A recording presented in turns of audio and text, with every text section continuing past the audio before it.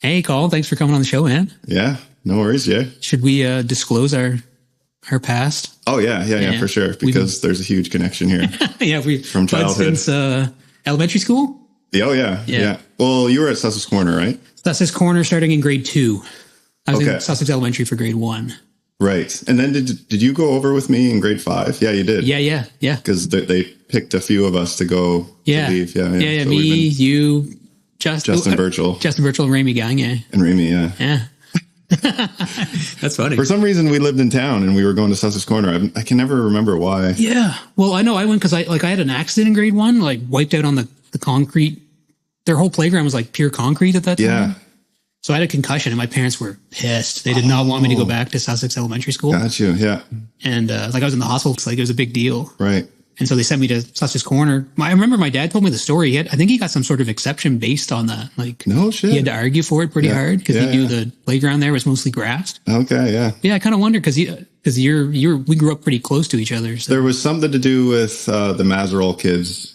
They were going there too. Okay. And we were friends with them because they lived across the street. So I can't remember exactly why, but anyway. Maybe it was a space thing too, like maybe they didn't have enough space at the... Yeah, it could have been at the time. At the elementary school. But yeah, we've known each other. Well, we pretty much were like best friends, that group of us, since we were in grade 2, right through. Yeah. Kind of like middle the Brookview schools. Crescent gang, I guess, really, right? Exactly. Yeah, it's cool. It's funny seeing you guys, like, if I see any of you guys now, it's just like, it's the same. You just go right back. Yeah. There's no, it's not like we don't skip a beat. It's just like the same thing as we were when we were kids. Same as if I see Pete or Jamie or anyone. That's funny. Yeah, it's a nice feeling actually. Yeah, it is. It's when like, I see you guys. It's like calming and familiar. Yeah. Calming is perfect. That's exactly what it's like. It's like adulthood takes a pause. Yeah. Adulthood takes a pause. Yeah. You're like forced into a nostalgia. Yeah. It's just before we started rolling too, like I was talking how I'd seen Peter for the first time in a long time, like whatever it was, a year or two ago. And it was like that. Basically, we were waiting for Steve Robinson's band to play. So we just went to a bar for grub in St. John. It was just like sitting down chatting and it was like nothing. Like, It was really strange. It was just kind of nice. Yeah. When you guys used to come in like to the store when I worked there. Yeah. I loved it. Yeah, that's cool. Same with like some of the other guys too, like Kurt or Mike Cadet. Yeah, Mike. Crew. Yeah, he ended up living with me for a while. Yeah, a couple years ago. No way. Yeah, when he moved home from Nova Scotia, he was trying to get into La Pro as a security guard. Yeah. And so he lived in our spare room there for like 18 months or something. No shit. Yeah. Okay, that's why you guys were always together there for a while. Yep. Okay. That was pretty cool. That's pretty fun. There. Yeah. Yeah, so the reason I wanted to reach out and get you on the radio show / podcast. Yeah. I've been noticing you've been putting up like YouTube videos for your marathon prep. Yeah. And actually it was Mike who turned me on to them. Yeah. Because you've been getting into running a little bit. Yeah. And he just thought it was cool that you mentioned that you started doing the videos as a way to hold yourself accountable. Yeah. So that kind of like, that really kind of what the reason why Mike told me to check it out. Right. Yeah. And I think you signed up because this whole YouTube channel is leading up to the Fredericton Marathon, which is May 11th. And I think Mike signed up for the half. Oh, cool. I'm pretty sure he told me that. Yeah. And we conversed about it because he needs to have something to work towards to get himself out. Yeah. And I'm kind of the same. Okay. So this is like my 4th year doing this Fredericton Marathon because I like it because it forces me to do something through the winter. Okay. Or else I just hibernate. So it makes you, because when is the marathon again? It's coming up soon. May 11th. Right? Okay. Yeah. So you pretty much have to train over the winter or you wouldn't be prepared? You do it out of fear. Out of fear. Yeah, because if you go and run the marathon unprepared, it's a horrible experience. Okay. I've done that once. Yeah. My first marathon, it was my first race ever. And it was in Toronto. And I was just like running kind of for exercise, basically. Mm-hmm. And this was probably like 2018-ish. And I was just out of shape. I was drinking and I was just in a bad place, basically. I'm like, I gotta do something. So, and I always hated running. Like, we grew up playing sports. Running was like punishment. Yeah. And so I just started running the little loop around the back of the school. Okay. Nature Trail's like a 5K loop. So I do that every once in a while. And I was like, I'm going to sign up for a marathon because then I know I'll keep this up. Mm-hmm. And I had no idea like what it took to actually do the marathon. Okay. And so you just kind of went in blind. Totally. Yeah. And it was a horrible experience. But at the same time, it's like I finished it. Okay. And then I knew that what I had to do if I wanted to kind of improve. Okay. And that's what gets you hooked. It's like you can start to see improvements. Okay. Yeah. Now, when you improve, first of all, maybe how long is a marathon? I don't even really know these. 42.2 kilometers or 26.2 miles. Okay. Yeah. Okay. So when you say improve, is like what's it like? How do you? Is it like enjoyable? Improving how enjoyable it is, or improving like how good you do? Is there a difference? Yeah. There's a little bit of both. So like the more enjoyable, it can become more enjoyable, the better shape you get in, basically, or the more you improve at running that kind of distance. It's like, I don't know. It's always going to hurt a little bit. Yeah. But the better you get at running, the more enjoyable it is for sure. Okay. Yeah. But there is pain. There will always be pain. Yeah. But that's part of the experience. Okay. That's positive. That's the positive. Yeah. It can be part of the positive experience. Okay. Yeah. So like the first one, which ended up causing pain, was it like, what was the ratio between physical and mental anguish? Like, how does that play out? Oh man, that's a good question. Physical was like the major discomfort. Yeah. But then the mental part is how you hit like a physical wall that you become like super uncomfortable. Mm-hmm. And then therefore it brings you to this mental anguish that you have to work through at the same time. Okay. So I think that's kind of why people like the marathon, because it forces you into places that you would not normally be able to get to mentally. Okay. And it kind of brings you into these dark places that you have to face different things about yourself. Okay. And this is fascinating. Yeah. Just to get over the physical hump of like putting up with the. Yeah. Like, there's something about complete physical exhaustion that just like strips you of everything. Uh-huh. And kind of some of the dark things that you might have been pushing down start bubbling up. Okay. And you're forced to face it because you're out there by yourself for another like 21 kilometers. Sometimes you can start hurting like halfway through and thinking like, how am I going to do this? Okay. And you're just trying to get through it. And if you're by yourself, like I like to do ultra marathons too. This all led me to a lot of trail running, which I love to do even more than the marathon. Okay. So I've done a couple like 50K, 80K races. Okay. And that's just like, that levels up that facing your dark places even more. The extra distance? Yeah. And you say and that's an ultra marathon on a trail? Are these different things? Yeah. Or? Okay. Yeah.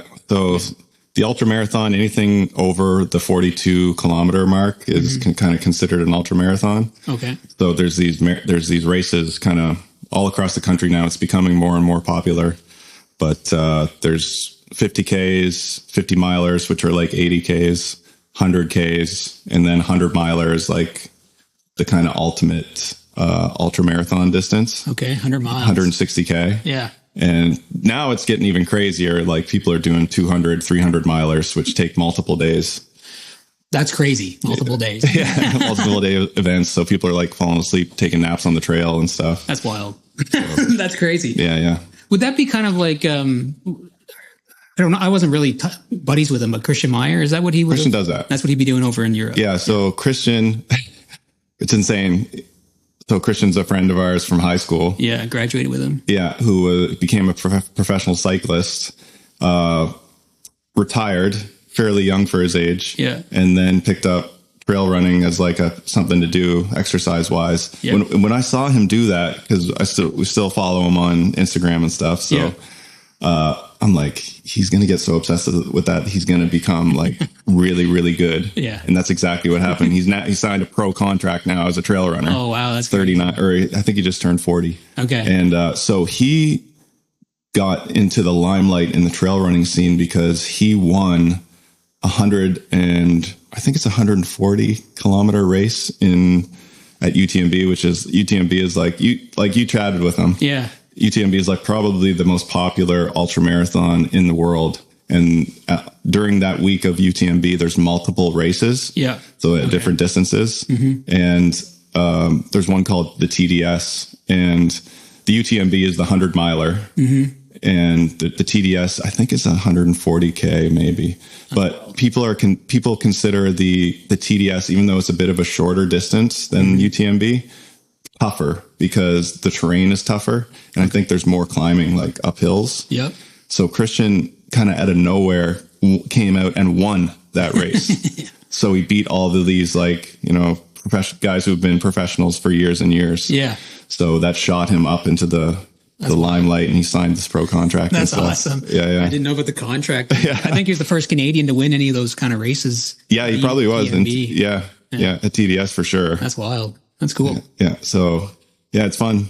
That's awesome. And he had mentioned, some people people get obsessed with it. So let's go back to, like, I didn't mean to derail it there, because we were talking about how the longer the distance, maybe more of the the darkness you have to face. Oh yeah. I'd like to know more. I'd like to learn more about, because it sounds like a mindfulness exercise. Sounds like a meditation almost. Totally is, man. That's I think that's why so when you start running, it sucks and it hurts. And I think people kind of run a little too hard, and a lot of people end up quitting because it hurts and it's not fun. Go too hard too quick? Yeah. Okay. But if you can stick with it and kind of build up your aerobic capacity, which just means like the longer you can kind of run, to a point where, say, you can do 5K very comfortably and it stops hurting. Yeah. Then you get into these like flow states. Like, you know, you're a musician, I'm sure, or a writer. Like, you're both of those. So I'm sure you've hit these places when you're writing where it's just, you're in that state. You don't even know nothing. There's no distractions. Like, you're just in it. Yeah. Time, you can't even notice time passing. Time disappears. Yeah. It just disappears. Yeah. And running can be like that. So you can get into these states where everything's flowing, like your body's moving, nothing hurts. Like your breathing is just like on point. Everything feels good. Yeah. And that's what kind of keeps you going back. Like, you're always kind of searching for that little bit of a flow state. And running can do that for you. And it's like big time of meditation. So like we were talking before, how sometimes I'll listen to music, sometimes I'll throw a pod on, sometimes I'll listen to an audiobook. And going out for a run gives you that opportunity to kind of just be with your own thoughts, or listen in to another conversation. Or sometimes you'll go with no music or pods at all and just your own thoughts. Yeah. And that's when it gets can be a little trippy. Or like, I find now, especially with all the distractions, like, I'm super addicted to my phone and I hate it. Yeah. But when I go out to run, that's where a bunch of ideas will pop up if I have no headphones in too. Okay. Because like, your creativity can get sparked again, like when we were kids, because there's no other distractions. Yeah. So it's just a great opportunity for, I don't know, there's like multiple reasons why you go out for a run, and it's not just a physical like thing for exercise kind of. Okay. There's so much more to it. Yeah. Sometimes, so when you want to do a run without headphones, is it difficult to actually leave them out of your ears? I say that because sometimes, like, I agree, like sometimes you don't realize that literally for like 2 weeks straight, it's been nothing but input. Yeah. Like, there's been no silence in your life. Yes. Input. But then sometimes I'll be like, I'll jump on my rowing machine with no headphones on. And like, sometimes it's like, I got to get headphones. Like, I don't want to be left alone with my thoughts. So do you have to make that decision when you go without headphones? Do you leave them behind, or are they like with you, tempting you the whole way? No, I got to leave them behind. You got to leave them behind. Yeah, I totally know what you're saying. You know what I'm talking about? Yeah, it feels weird. Yeah. Yeah, you kind of feel like there's a part of your kit that's missing. Yeah. But at the same time, like we were talking, but then if you hit that flow state with no headphones on, then you really, especially in trail running, you really feel part of like nature and like where you're supposed to kind of be out there. Okay. And I feel like running in general is just, I feel like we're all meant to do it. Meant to run? Yeah. Because we're built a little different than a lot of other animals too. Okay. Where we can run long distances slowly and just go forever. Yeah. Because we can sweat, unlike other animals. Yeah. So we're just built to do it. Yeah. You know, people talk about how, I don't know, like people back on the plains used to chase down their their meals. Yeah. And just because we could outrun the animals. Okay. Like stamina, like last longer? Yeah, they're faster, but if we keep at it, they're just going to get exhausted because they can't sweat like we can. Yeah, that's a good point. Sweating. Yeah, because it's like a self-cooling system, right? Other animals overheat, so they have to stop. Exactly. Okay. Yeah. So we're going off the rails here again, but yeah. Oh, that's fascinating. Okay. Well, yeah. So that's the running for the mindfulness thing. That's really cool. So was that an unexpected discovery? Totally. Yeah. Totally. It changed my life, really. Okay. Yeah. Because like I was saying, I was kind of in a bad place when I started running to get into shape, basically. Yep. Just another form of exercise. Yeah. But not only the mindfulness you get when you're out on a run without headphones, but the opportunity to listen to, at the time I was doing like self-help like crazy because I wanted to change my life. So going out for an hour and a half, getting all this new information without any distractions in audiobook form was an opportunity to learn too. So there's just, I can't express how positive just going out for a run has been on me just through my life. It's kind of crazy. That's cool. And I'm not saying like, this is just for me. Like I'm sure other people can find other ways to do this, but for me, it's been a very positive influence. Yeah. I think everyone probably has something like that they could discover in their life that they would end up feeling that way about. Yeah. And you would almost never predict it unless you attempt different things. So actually, had you been trying like things like over your life and then running just clicked? Like, were there other things you were trying to get into? Like you mentioned yoga or like just meditation and never stuck with it? I don't think I realized that there was something that could be as powerful as this. Okay. Cause I always liked going to the gym and played team sports like we both did growing up, but nothing ever kind of gave me that therapeutic kind of meditative feeling that going out for a run does. Okay. Yeah. There's something about it that's different than team sports. Like flow state, you can get into the flow state with team sports, but I think the solo act of running maybe is, and it can be a group activity too, which is really another positive benefit of the whole scene. But the solo act of running, definitely there's something special about it when it comes to that therapeutic benefit. Okay. Yeah. So where you can't team sports, is it because you're interacting with other people probably, or? Yeah, there's just not as much opportunity to kind of look into yourself, I think. Okay. And you get a lot of that when you're out running by yourself for long distances. Okay. Yeah. So in your videos, sometimes you're running with a couple other folks. Yeah. So how often do you do that run as a group, and kind of what's the benefit of running with a group? Yeah. So we get together, there's only a few of us, but we get together once a week. So the two people I'm currently running with a lot also are training for marathons. So Sasha Howerin is actually a girl that we graduated with. She's training for Boston Marathon, which is probably the biggest marathon, most popular marathon in the world. And that's 2 weeks before Fredericton. So that's coming up soon. She's really close, like 8 weeks out, maybe, or 9. And Tom, the other guy we run with, he's training for Fredericton as well. Okay. So we do once a week. When we get together, we'll do a workout. So when it comes like a workout in running terms means usually like intervals in some form. So there's just like different ways to run the intervals. Like we'll do like 1 minute of like an easy jog, and then we'll run 1 minute at a little faster pace than the pace we want to run the marathon at. Okay. And then do that 10 times. And you're going faster than the pace you're going to run the? Yeah. Usually if the interval's that short. Yeah. So, but then sometimes we'll go out and do like a 5 by 1 mile. So at marathon pace. So we'll run a mile at the pace that we want to run at the marathon. Then we'll just take a break for 2 minutes, then do that again 5 times. Okay. So it's just getting your heart rate up and back down and up and back down. That's like building your anaerobic capacity.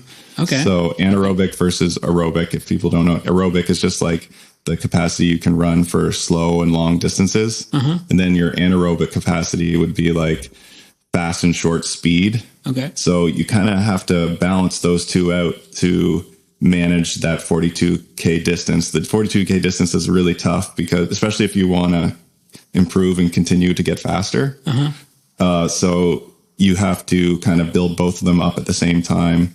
And if you do it right, then you'll get faster and be able to run that long distance. So when you're in the actual marathon, in the thick of it, are there moments where you need to do those bursts of speed, or are you trying to maintain a steady pace the whole time? Steady pace the whole time. Steady pace the whole time? Yeah. Some people will, everyone has a different plan. So some people, I'll try to maintain the pace that I want to finish the marathon at for the first half. Okay. And then I'll kind of reevaluate how I'm feeling at the 21K mark. And if I'm feeling good, then I might try to speed up a little bit. If I'm feeling okay, then I'll try to maintain that pace and just hit my mark perfectly. Or if everything's falling apart, then I'll have to reevaluate my goals. Yeah. How hard is it to evaluate your energy level? Like, I could see, like, it must be easy or tempting to like burn through all your gas. Yeah. Early on. Oh, dude, so many people do that. It's not funny, but it is kind of funny. Like, if you're having a good day and you make it halfway and you're still feeling good, you're going to pass so many people on the second half because people went out too fast. Okay. So, and race day, it's hard because there's a lot of excitement and kind of nervous energy. So when the gun goes off and there's this big crowd of people and everyone starts running together at once, it's almost a guarantee that you're going to go out a little too fast. Okay. And you don't even notice it. Yeah. And luckily we have the GPS watches so we can look down and see how fast we're going. Yeah. Okay. So usually you just look down, you're going, oh, I'm going way too fast, so you can pull it back. Yeah. But sometimes people just get a little too excited and they want to get out there and go too fast and they burn themselves out real quick. It makes me think back to playing music, like when we would be on the road. Sometimes the first song you'd play because the vibe is just wicked and you're like rocking out super hard. Totally. And then like on the second or third song, you're just so exhausted. You're gassed. But you got to keep going. Like you got to maintain or at least make it look like you're maintaining that kind of when you're playing like heavy metal anyway. And, And it's just something you would like. It's a lesson you learn, I guess, where you're just like, I would never have thought about preparing for this. You know what I mean? Can we go on a side tangent here? Sure. Yeah. This is a throwback to Jay's band, We the Undersign, who I'm sure people who listen to the pod probably know, right? Maybe. I'm wearing a t-shirt. Yeah. Wearing the shirt. Yeah. It comes up every once in a while in conversation. So I used to write raps for fun. Yeah. And actually, we were asked to perform once when I was probably in my early 20s because there was a group of us that would get together and record because I always liked recording just for fun and stuff. Yeah. And there was a instrumental you guys had that I loved. And I don't know how we got hooked up, but maybe I asked you if I could rap over it. I would have been in audio engineering school at the time. So yeah, I don't know how it actually happened either, but I still have the MP3 of it. No way. With me on it? Yep. So Jay, I don't know how we hooked up, but I wrote a rap over the... Yeah, it was awesome. Yeah. Well, I remember you wanted me to go open a show. Yeah. And at the time, like there was no chance in hell that I was going to do that because it was terrifying. Yeah. But looking back, I'm like, damn, I really should have done that. That would have been sick. Well, every once in a while, I think about asking the guys to, put the band back together. So maybe right now I'll cut to the the song. Yeah. Oh my God. It's good, actually. Music that saves me, it's the music that shines from a strum to a drum kick all the way to the bass line. Yeah, I still remember screaming in my apartment on the mic. Rapping over the We the Undersign. It's funny because it unlocked this band called Project Wise. Okay. You know this? So this would have been like the new metal era band. Yeah. And when I remember when you sent me that, I'm like, man, this feels like Project Wise. Yeah. And I just haven't thought about that band probably since that moment. So now I'm like, after this, I'll have to go look up Project Wise and see what they were all about because I can barely remember. But oh no way! Okay, that's cool. That's sick. Yeah. Yeah, I'll throw it on. I'll play that song on the. Show, Go for it. I can't believe you still have it. Oh yeah, it's on my hard drive somewhere for sure. Dude, absolutely. Wild. Anyway, little side tangent there. Yeah. That's cool. Yeah. What were we talking about before that? I can't remember now. Yeah, the marathon. Yeah. Okay. Running the gassing yourself. Don't too hard, too quick. Yeah. So this one is going to be weird. It's going to be harder because every marathon I've done so far, I've gotten a little faster every time.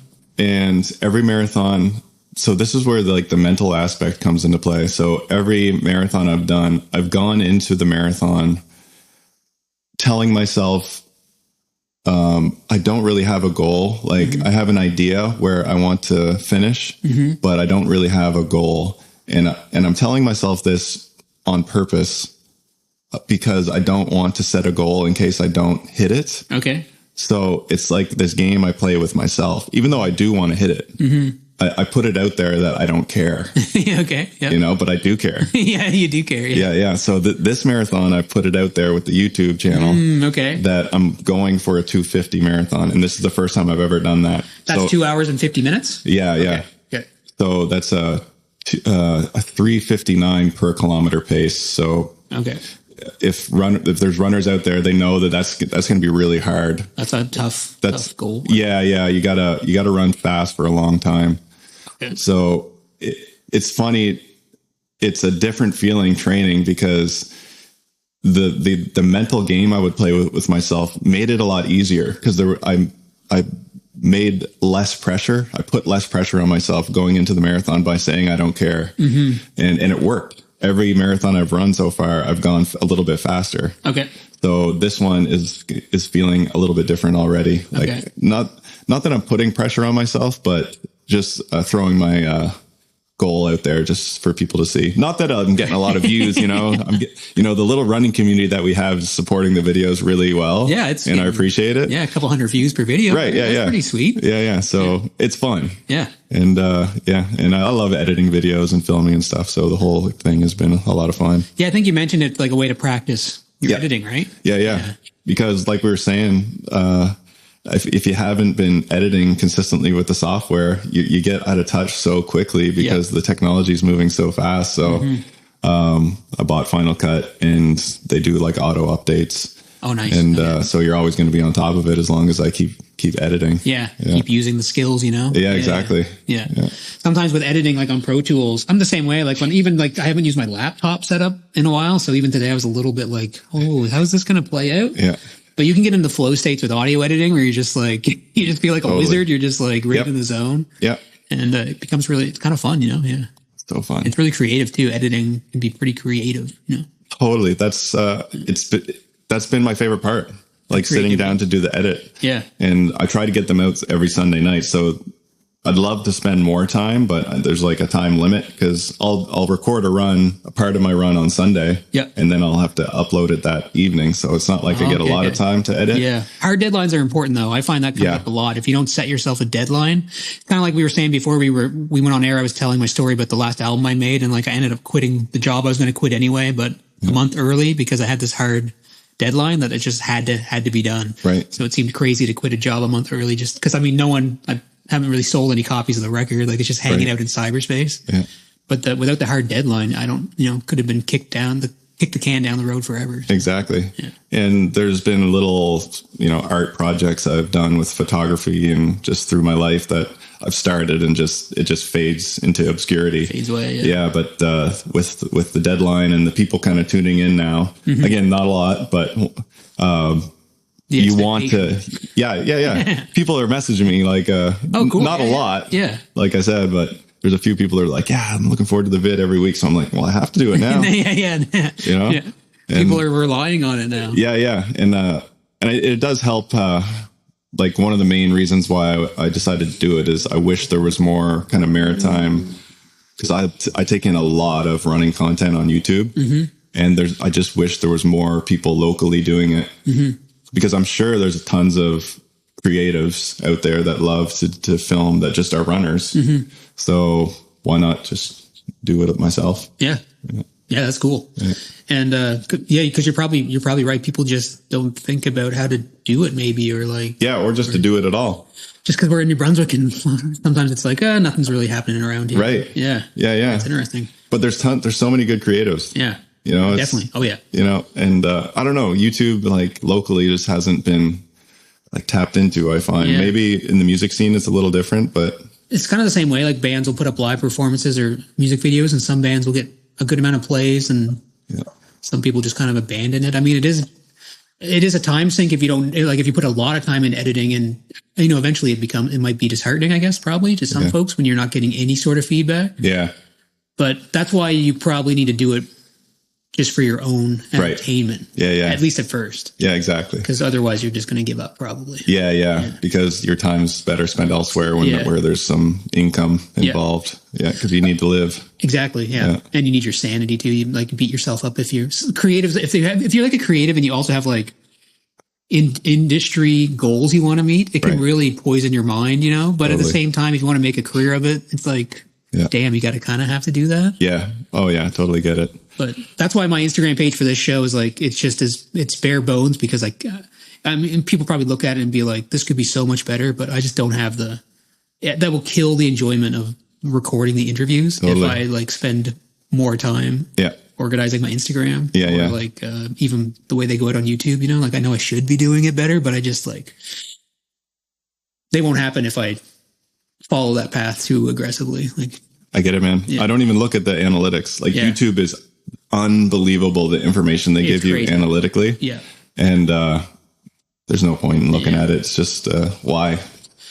Yeah. I'm just going to put out what I want to put out. Yeah, if you're doing it for yourself anyway, like who cares? Yeah. So okay, so actually that was another topic I wanted. What's the difference between, and maybe it's a divide between a type of runner you are, like when you run a marathon, you want to do better than yourself, or you're running the marathon because you want to do better than everyone else? I think that's for me personally, I think that's another reason why I've kind of fallen in love with running, because growing up with team sports, there's a lot of pressure, especially in basketball, because I was one of the better players sometimes. So there was pressure on you to perform all the time for other people. And, you know, coach put pressure on you, even like not intentionally, but with running, it's completely different. It's all just kind of what you can do better every time. It's just like you're kind of going against yourself. Like you do the races because the races bring everyone's best selves out. Okay. So like if I go out and run a marathon by myself, there's no way I'm going to run the fastest time that I can. Like in the race environment, when other people are around, the energy you feel, that's what forces you into performing your best at the time. So yeah, it's definitely more just a battle kind of with yourself than going up against other people when it comes to running. Okay. Yeah. You just try to do your best. Also with the marathon or the ultra marathoning, you on the trail, you end up being alone a lot because it's less people in these ultra marathons on trail. And you're in these kind of tight spots. So you're not like visually seeing people ahead of you a lot either. So it's a battle with yourself, you know, times 100 compared to some of the marathons. Yeah. So yeah, it's definitely a battle with yourself more so than against other people. That's interesting. It makes me think of like when you run a crazy long race. That's so fascinating. That seems so strange to me, but I haven't done a lot of long distances. Like the longest I've gone is an 80K and it took 13 hours. 13 hours. Yeah. That's crazy to me. Like that's bonkers. Yeah. 13 hours of just running. That's like, actually when again, we were talking before we started rolling, when I quit my industrial job, like one of the first things I did do was like, I had a car rental booked before I quit for like a month-long rental. And I just drove out to BC and back. Sweet. And there were moments where like some days I figured I would stop in every little town and take my time. But some days I would just drive from like Ottawa to like Sudbury or like Thunder Bay to like Saskatchewan, and it'd be like a 12 to 17 hour day of like literally just driving. Right. And sometimes there'd be no music on or anything. You just kind of like chilling. Why were you doing that? Well, it was part of it was nostalgia back to like when I was touring. Yeah. But also like just with what was going on at the job and me having to get out of there, I just thought it would be a good reason to just kind of like disconnect from everything. Always wanted to do that. Just drive across the country. Yeah. It was sweet. Sick. You even went up to Thunder Bay. Yeah. I have a buddy in Thunder Bay. So I stayed there for a couple nights. And actually he just happened to message me today. Jean-Paul Derouver, songwriter, super awesome songwriter. Yeah. And so I hadn't seen him for a while. So it was pretty cool. Like met up with him and just like no time had passed kind of situation too, you know, hanging out there. Saw Cole Fawcett out in Alberta. Is that when you did the pod? No, he was in Sussex, or he was in town for that. Oh, okay, yeah. But I just quickly stayed one night at his place. Yeah. And I was hoping to see Logan Sarchfield, but we couldn't line it up. Right. Logan's still making music, right? Yeah, he's active in like a bluegrass folk band, from what I understand. Yeah. So cool. So we have a group chat too, so we all kind of like with that kind of crew of guys. Yeah, with Logan and Mike and Cole and Mark Bowery. Oh yes, Mark. Yeah, oh my Andrew God. Byers and stuff. Yeah. You know, we were talking. I don't know if this was recorded already, but we were talking about the Alexis on Fire video that you posted. Yeah. And it's funny because what year? 2001? 2003. 3? Yeah. I saw like the video is so good, man. It's pretty funny. Yeah. It's like a handheld camcorder, obviously, right? Old school, yeah. Old school. Yeah. VHS. It was like the smaller ones, you know, Right. like this, and then you put it into a VHS. Into a VHS. Yeah. Yeah. It's funny because now people try to get that look digitally. Yeah. And yours just is so pure. Yeah. And you'd scan and I'd see Kirk Emery or Low Boovie. And I'm like, that's how I remember those guys. Yeah. Yeah. It's Johnny like, Mac. Yeah. I'm like, wow, it's so cool. Yeah. And Shout out to Justin Goddard's parents for buying him that camera. Oh, was it Justin Goddard's camera? Yeah. Because cameras, people didn't have cameras back then, especially 17-year-olds or whatever. Yeah, exactly. It was not a thing. Yeah. And even the way you handheld recorded it. It was Justin recording. Oh, was it Justin? Yeah. I'm on the sound. I'm running the sound. Okay. Even the way Goddard was recording, it's just so good, man. Yeah. People, like I said, people try to get that look now on purpose. And there's something just so pure about that video, man. Yes. It's pretty fun. It's amazing.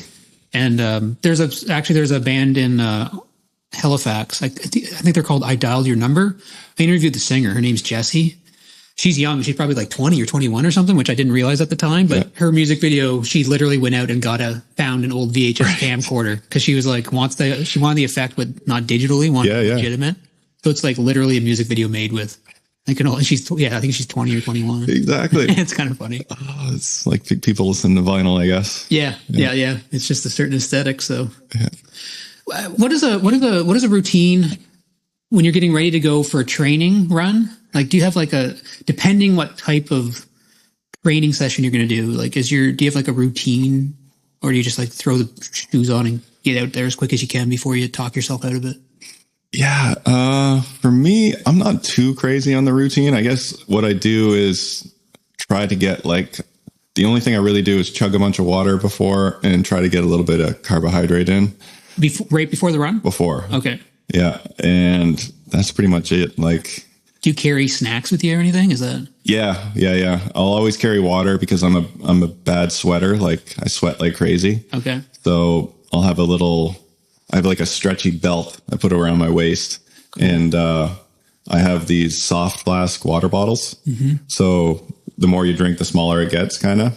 Oh, cool. And so I'll stuff that into this stretchy belt, kind of put it behind me, and then I'll usually take either a gel. So a lot of runners will use these little packets of either just like sugar and flavoring, or sometimes it's like pureed, like it's almost like baby food. Okay. Some of them more natural ones. I like the more natural ones. So I'll stick one of those in usually. Okay. And depending on how long you go, like when I go with the workouts with the crew, I'll try to bring something because we're going pretty hard. Yep. So bonking is a thing when it comes to running. So bonking is just when you're out there running and it hits you that your energy is just depleted. Yeah. So then you usually kind of try to take a gel. That usually means you should have taken a gel or some kind of fluid earlier. Okay. You waited a little too long. Yeah. But you can still try to recover if you just take a gel. So on marathon day, it's kind of interesting. I like taking a lot of gels. Some people will take like a gel every 10K or so. So they'll only bring like 4 to 5 gels. Okay. But I don't know if it's just because I'm a bigger runner. Like a lot of runners are pretty thin, but I'm like bordering 200 pounds, 6'2". So I just need a lot of calories. So I'll take like 12 in my belt. Okay. And I'll be snacking kind of throughout the entire marathon, so I don't hit that bonk. Okay. Yeah. Bonk. I like that. Yeah. Because I can imagine you get bonked by accident because you might be in that flow state, and then all of a sudden, you're like find yourself in trouble. Oh yeah, like that happens all the time, man. Yeah. On training runs, that happens a lot to me. Yeah. Because I'm not the best at fueling sometimes, but yeah, you just learn. as you go, and kind of know what your body can do, and yeah, where you can what you need to keep going. Exactly. So this whole time I'm picturing that episode of The Office. Yeah, with the bloody nipples. The bloody nipples, and like, what's his name? Michael Scott having like eaten all that pasta, like a huge, hilarious amount of pasta. The carb loading. Yeah, so he's just puking like a little later on. It's a real thing, the carb loading. Yeah, okay. And some people overdo it too. Yeah, I could imagine. Yeah. Delicious. Yeah. I always heard like when I played hockey, people would like carb load the night before. That's what I always like. That's what I do. Okay, that's most people do it. Yeah. Okay. They'll carb load the night before and have like a lighter breakfast. Okay. Like a bagel and banana or something. Okay. The morning of. Yeah, exactly. Okay. And I try to eat before my marathon. The day before, I'll eat kind of earlier. Like I'll have supper at like 4. Okay. So I'll have a good poop in the morning. Okay. Because that's important too. Yeah, clear it out. Yeah, especially me because I have ulcerative colitis. Oh, okay. So I end up pooping more than a lot of people. So I try to get it all out. Yeah. On time so I don't have to stop during the run. Oh yeah, of course. So some people would have to be taking bathroom breaks. You just got to do it. Yeah, during like most races have multiple porta potties. Okay. That's another thing you have to deal with too. A lot of people have GI distress during a race. Even if that's not normally an issue? Yeah, it pops up a lot in running. Okay. Yeah. So you got to be prepared when you go in the outhouse? Is that what you're talking about? Or the porta potty? Or? Yeah, sometimes things go awry with your stomach. Okay. Yeah. And it's like you got to make a decision right now. Not last year, but the year before, I was trying to run like around a 3-hour marathon, and I ended up running a 3:02 because I had to stop and poop like probably 5 times. Oh, okay. There's just no way around it. You can't be running. Some people just let it go. Yeah. Yeah. There's pictures and videos of people just going. Yeah. Taking a shit at full tilt. Don't stop. That's an old Can't Kill Yourself CKY video. Is that right? Before they became Jackass. Yeah, really? Yeah, it's probably out there on YouTube. Before YouTube or anything, yeah, it was on one of their skate videos or whatever. Yeah. Someone running, and it was because it was a clip of George Carlin saying something like, something you never see? Someone running at full tilt and taking a shit. And then it cuts to like, I don't know if it was Bam Margera or one of those guys, just like huffing her down the street. Or go to a marathon with like 100, 1,000 people or more. Yeah, you'll probably see it. It's happening. See people squatting over when they they're like off the marathon path. Yeah, that too. But do what you got to do. Well, some people they're so dedicated, right? That they want to hit that goal so bad. They're just like, I'm not stopping and I don't care. Yeah. Okay. Yeah. Wow. Yeah, I mean that's something I would never think about. Yeah, the bathroom breaks. Also, there's a point of exhaustion too, where you're just like, would it hurt more to stop and squat right now? Like sometimes your legs are so stiff and sore that if you stop and squat, you're going to go into like a full spasm. Oh, and you're not going to get going again. You can't get back up. Wow. Yeah, so it was better not to stop. Sometimes. Wow. Yeah. Can you walk a marathon if you like? Does that count? Like if you run out of gas and you're like, I'm going to walk this last kilometer. Yeah. Sometimes there's a time limit.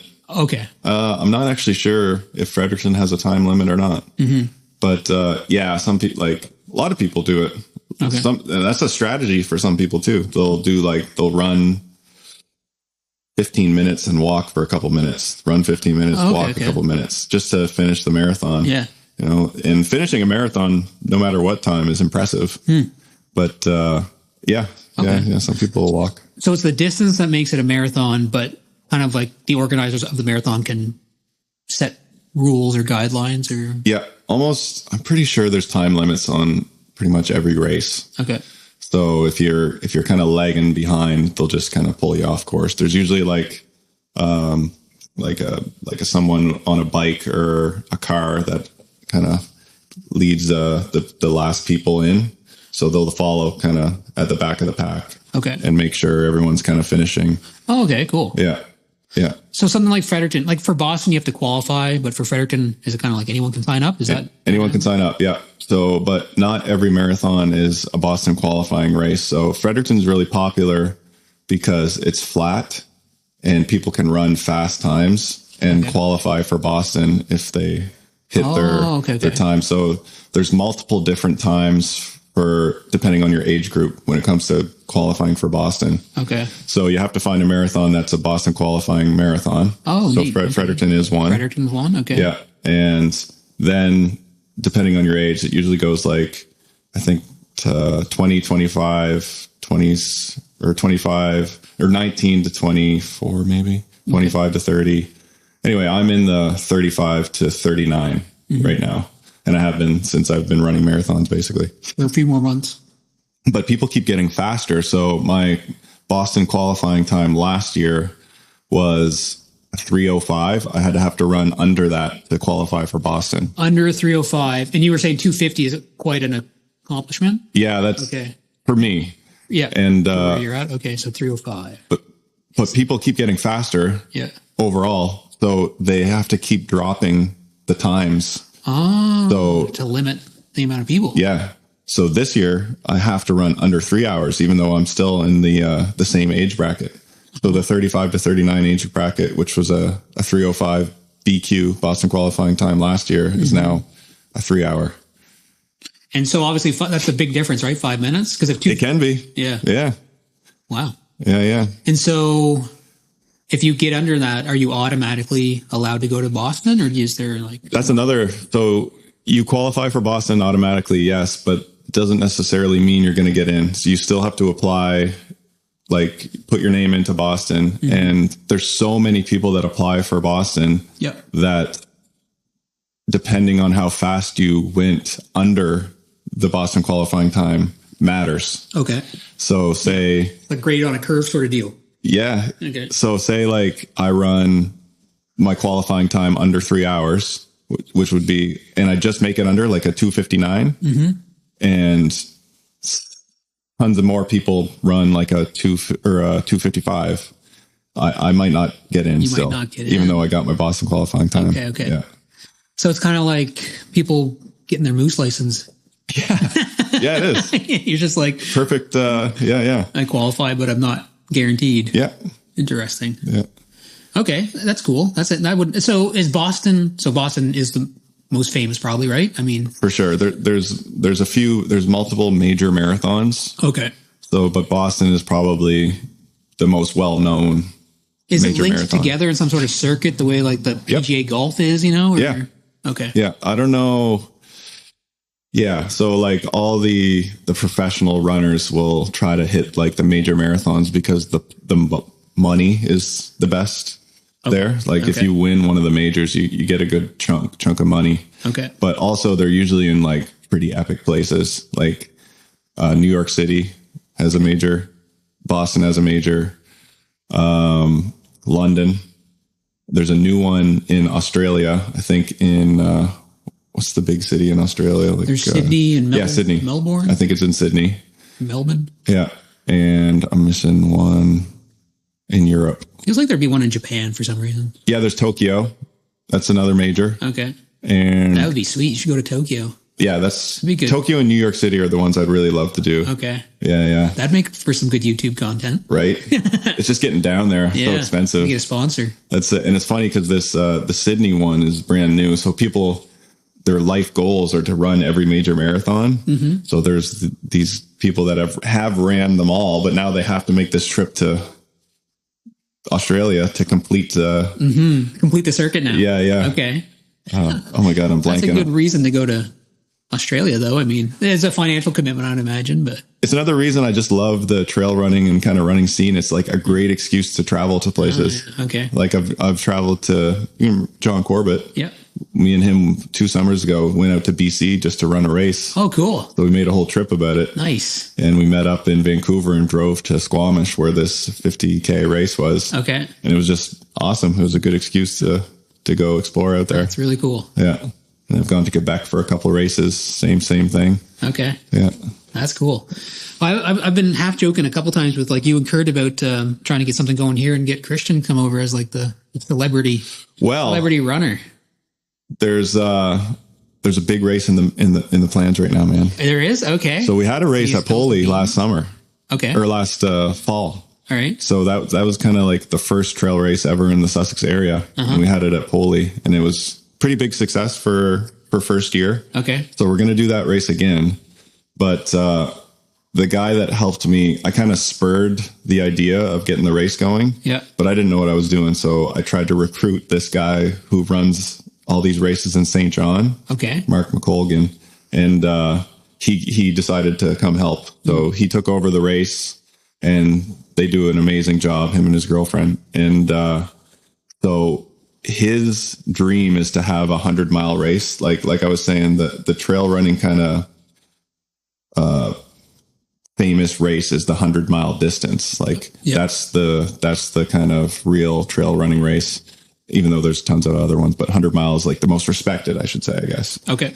And so his dream is to have this 100-mile race in New Brunswick. Okay. And Sussex is like perfect. Yeah. Because there's unlimited trails. Okay. And you can go forever out there. Like if you use the 4-wheel trails, there's hiking trails. It's all connected too, especially in this area. Okay. Yeah.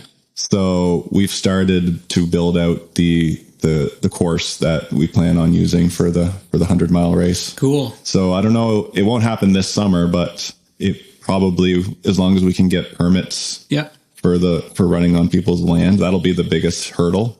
Okay. It'll happen in 2026. Okay. Sweet. Yeah. And then we'll have to try to recruit Christian. Yeah. Yeah. Maybe Germindels would sponsor it. Oh yeah. Yeah. Yeah. And then that's just like, well, John does a big gravel ride. Oh yeah. And Germindels, like part of the whole experience is you stop and eat at Germindels. Okay. Yeah. That's where the trail race could end. Exactly. That would definitely bring Christian in. It's just a coincidence, Christian. Yeah.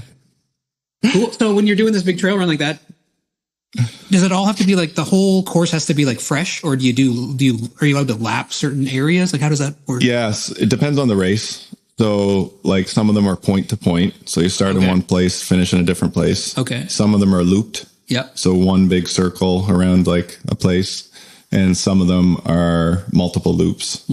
So we're hoping that we can pull off like a point to point or a loop, one big loop here around here. Okay.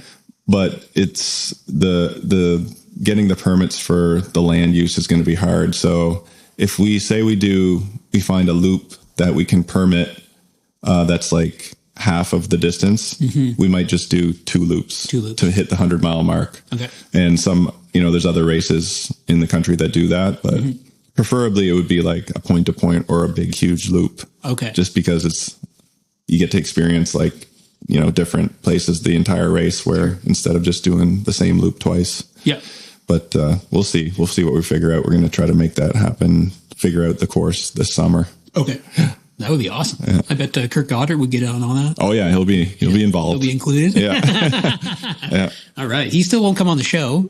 Yeah. Well, he was with the one with you and Christian. Yeah. He co-hosted. Yeah. Yeah. He kind of like took the reins on that one. Yeah.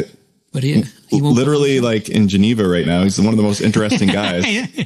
He's got. I keep asking. It's an open invitation, so yeah. Maybe we can peer pressure him. Yeah, get on here. Come on, man. Have a chat. Yeah, and he's a great talker and orator. Yeah, exactly. Yeah, Frig. And we got some history. I can. Oh. Maybe he's scared I'll expose his his middle school shenanigans. Right. Yeah. Yeah. He's such a good professional now. Yeah. Well respected. There's some secrets there that maybe I'm just kidding. Yeah, he's legitimately like the cleanest cut guy, actually. Yeah, he's pretty clean cut. Ever since we were kids. Yeah. Well, maybe that's part of his plan. Anyway, what about gear? Like, how does gear play into running? And the reason I ask this is because I'm guilty of this myself, but I'm always kind of fascinated when people like go all in on gear when they're trying to start something new. Yeah. Not necessarily physical either. It could be like learning guitar or like snowmobiling or anything. Yeah. People dive all in and like because they think that it'll help them stay committed. Yeah. But then like, it seems like the more you spend on gear on something new, the quicker you give it up. Yeah. And I don't know if that's just me, but I see it happening to people. So I'm kind of just curious if you have any thoughts on that. Yeah. Yeah, I do. There's all you need is sneakers really. Yeah. And shorts. Okay. And having a good pair I think is important, but it doesn't have to be something crazy. Like a good pair of running sneakers. Yeah. That's the most important to start. And if you pay like, $140, if you're willing to pay that for a good pair of sneakers, I think that's well worth it. Okay. But aside from that, I don't think you really need much else, but you can fall into the sneaker obsession. And when it comes to trail running, there's even more gear that you can waste money on. Okay. Yeah. In what way? Like utility belts and stuff? Belts, vests, like all the constant eat like snacks and gels. Like, Okay. you can just eat some candy out there, some cheap stuff you can get. It's basically the same thing, but there's companies that make like these gels that have caffeine and more sodium and they kind of sell you on that. Yeah. And people pay a lot of money for all that stuff. Okay. And so yeah, there's tons of poles like. Yeah. Okay. I was going to ask about prepping for the elements too. Like, could you like, I got to be ready for rain. I got to be ready for wind. I got to be ready for like, is that a thing? I got to have sunglasses. I got to have this. Especially the trail running. Okay. Like, cause you carry a lot of times the longer distance ones, you'll carry a vest. Yeah. So the vest has like storage in the back. So you're stuffing in your jacket. You're carrying carbon fiber poles. The more you get into it. Okay. That fold up and you can put those in your pack, pull them out when you need them. For extra grip and support. Yeah. And they're, saves your legs a little bit when you're climbing up hills. Oh yeah, okay. Yeah, 'cause you can use your hands. Okay, got it. And what does a wipeout look like? Like, what does it look like when someone wipes out? Yeah, it can be bad. Yeah, especially on the trail. That's what I'm thinking. Catch your foot on a root or something like. Oh yeah, you go down quick. You go down quick. Yeah. And luckily, I've never had a really bad injury. But yeah, people crack their heads. Like, Christian last year, unfortunately, he went out. So like I said, he did the TDS during that UTMB week and won 2 years ago. Last year, he decided to run the UTMB, which is the big popular race. Okay. And like the running scene here was keyed in, like Christian's going to run UTMB and like, he's probably going to do pretty well. And he's still kind of an underdog, even though he won the TDS. So we were looking forward to him, like seeing what he did at UTMB. And I think like not very far in, like 20K or in or something, he wiped out and he broke his kneecap. Oh. Yeah. Damn. Yeah, man. So he's been recovering from that. He just ran his first race since then because he had to recover from the broken kneecap. Wow, that's brutal. Yeah. So that stuff can happen. Yeah. And even like so much so, like depending on the trail, like I've seen people who run on scree, which is like loose rock and gravel on mountainsides. Okay. They'll wear helmets when they run because it can be so dangerous. Like people above them might be knocking stuff off, or they're just like just scared of wiping out. At least protect your head. That's a little more rare to see that, but it does happen. Yeah. Wow. Yeah, that's crazy. Yeah, that would be. That'd be painful. Especially again, I could just see you're like in the flow state, and you just all of a sudden you're like on the ground. Oh, dude, it's happened to me so many times where I'm just like feeling good, like. You know, sometimes it puts you in a good mood if you're in that flow state too. Yeah. And you're just running, you're loving life, and you're just like kind of smiling. It's almost, like, oh yeah, one of those days where I'm having a great run and you're down and you're just like completely destroyed. Yeah. You're like, what happened? Yeah. You're like looking around. Did anyone see me go down? Did anyone see me? Yeah. That's like the worst. Yeah. Just shatters your confidence. And you got to get back into the zone. Yeah. That's just part of trail running. Yeah. Okay. That's just part. You got to deal with it. Yeah. You're going to go down. Yeah. It's kind of like breaking a string during a show or something like as a musician. It's like, it's going to happen. Right. You'll just like prepare for it. You roll with it. Yeah. You just put up with it. Try to get up and see if you're okay. Keep going. Exactly. Yeah. Yeah, when I think back to like the middle school and high school, like I think about you and like the other basketball players like Ryan DeWinter and Peter McLeod and everyone being into like and one shoes. Yeah. And then like the shoe, which like I never understood shoe obsessions, I guess. Yeah. So well, it doesn't make sense. It doesn't make sense. Like, what's it all about? Is it a visual? I mean, some of them would feel different, but yeah, like where does that come from? Is it just a visual collection hobby thing? Or? I think it's just like any other kind of hobby that, people waste money on because you definitely don't need, 16 pairs of shoes to go running. Yeah. But are there enough different types where it warrants having like 4 or 5? Yes. Like, are they made in different ways? Yeah. There's especially now and especially road running. Yeah. Because road running in the last like 5 years has had to implement a rule where some shoes are illegal. Illegal? Because they can help you so much. Really? Yeah. So they've developed this technology within the shoes where the foam is so bouncy and cushioned that it kind of propels you forward. Huh. And they also will stick this carbon fiber plate in the middle of the middle of the midsole. So in the middle of the foam, which helps, the foam already helps, is this carbon fiber plate that it's the feeling. Like, what size are you? What foot? Like 10 and a half. Yeah, maybe. I should get you to try on my super shoe after this because the feeling is really bizarre.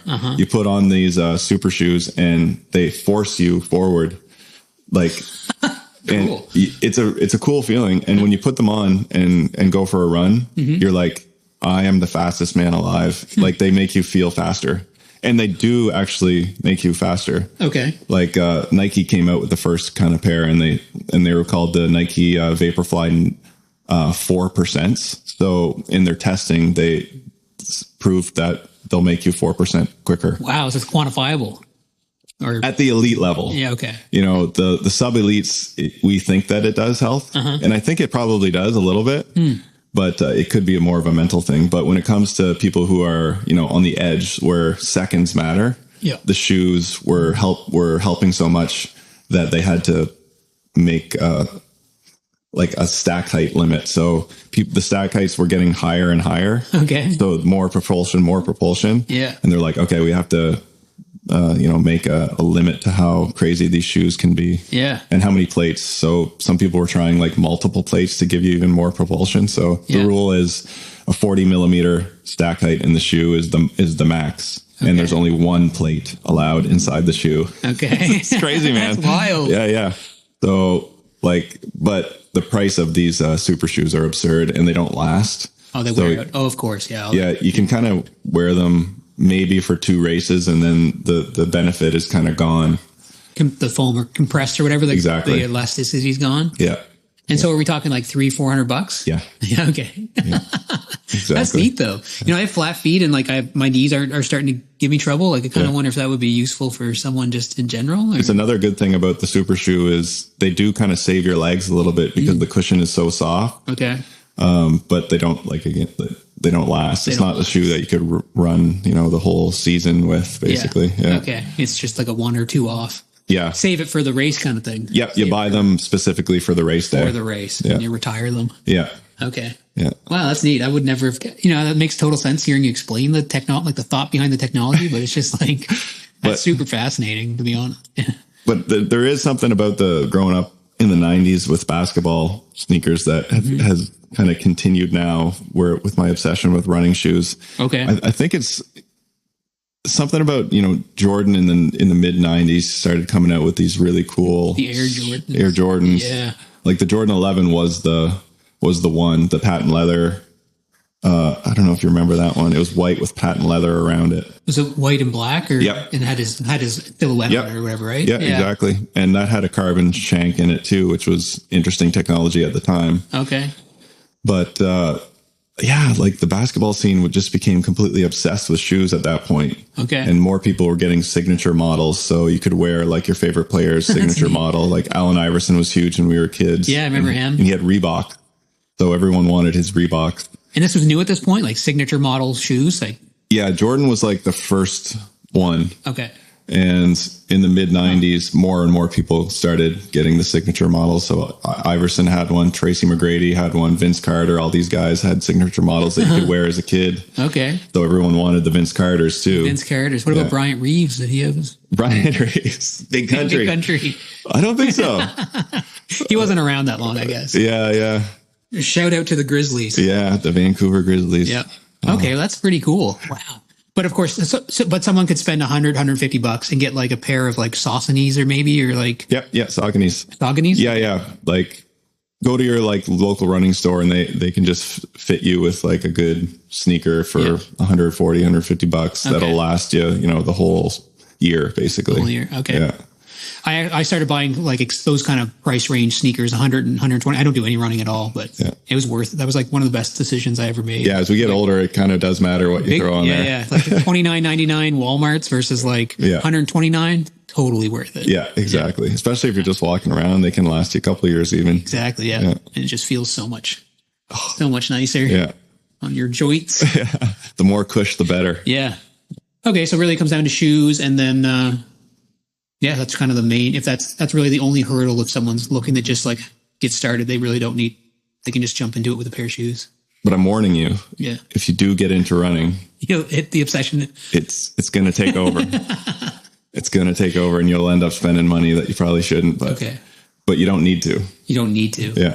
And there's worse things to be spending money on than physical exercise. So. True. It's like, I quit drinking 2 years ago. Okay. And it's like, that was a waste of money. Yeah. So I'm kind of wasting it on something at least that's beneficial for my health. Yeah. I mean, one night at the bar could be the same price as a pair of sneakers. Yeah.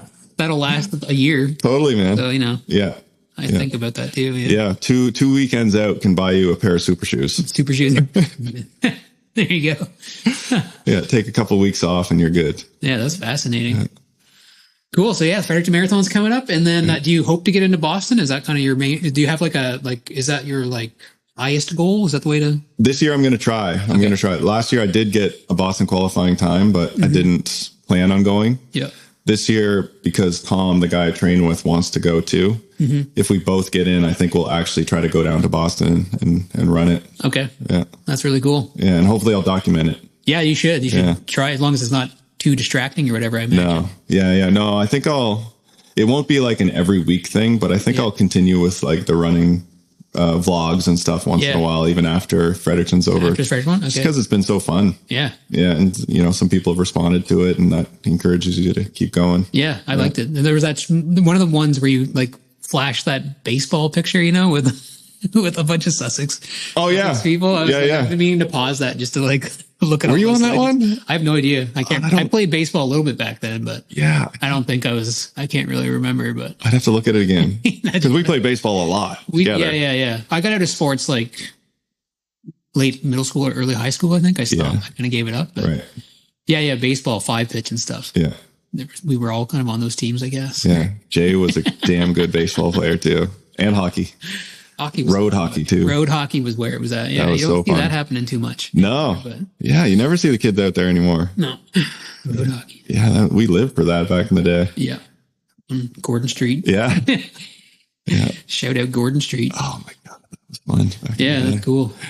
All right, so where can people anyone who wants to follow along? Is YouTube the best? YouTube's basically it. I'm not that active on the other socials, just because. I don't like them. Yeah, they're kind of gross. I like them for communication, but man, they're so addictive and wasted, time wasters. I find YouTube is just the longer form content. I'm just more into. I just like it instead of just the quick scroll, constant scrolling for hours. There's just more substance to YouTube stuff. So yeah, YouTube, just my name, usually Colin Swift. If you actually wanted to check it out, or Colin Swift Fredericton Marathon, usually something would pop up probably. Yeah. I do a lot of sneaker reviews too. So any of the sneakers I pick up, I usually review them. So if you're looking for some sneaker advice, I can help you out there too. Do you have a favorite pair right now? Yeah. So I'm going to probably do a review this weekend. Okay. So no New Balance. I know New Balance. Yeah. It's kind of like it was a dad shoe, but it's kind of, right? Yeah. Okay. It's getting more popular now. Okay. But they just released their trail shoe. They're kind of do it all trail shoe. Yeah. The Hero 9, and it's sick, man. So it's going to get a really good review from me. And that's one I would recommend to pick up. And it's not crazy expensive too, compared to some of the shoes are getting really expensive. Okay. So yeah, this it's awesome. It's reasonable. It's reasonable for a trail shoe. Okay. It's a trail shoe. Yeah. And for anyone, so we're chilling in Sussex right now. I don't know if we said that. We probably did, but is there do you have any recommended trails or routes in the area that someone who might be maybe I'll check it out? Yeah. There's so many in New Brunswick, man. It's really good for trail running. St. John, especially. There's such good trail roll. There's St. John Trail Running is a group of people that have done really well with creating a community. So they have a women's only night on Mondays, and so a group of ladies only will go out and run different trails every week. Okay, and then they have a co-ed group on Wednesday nights. So that's if you're in that area or outside of St. John and you wanted to get into it, they also do this cool thing where called the intro group. So every year for the past 3 years, they've been doing the intro group. So you have to sign up. So you pay a little bit of money and you go out with the intro group every week, and you start out super easy, walk runs basically on trail. Okay. And you kind of build up every week and culminating in a race that the St. John Trail Running puts on. Okay. So people interested in trail running, you definitely should check that out. Okay. It's a really good way to kind of start out. And aside from that, like the Bluff here in Sussex, it's fantastic for trail running. Cool. And if you wanted something a little flatter, the Nature Trail in Sussex, beautiful. It's a little icy right now, but after this weekend, it might be going actually. Okay. Because Cool. it's warm enough. Yeah.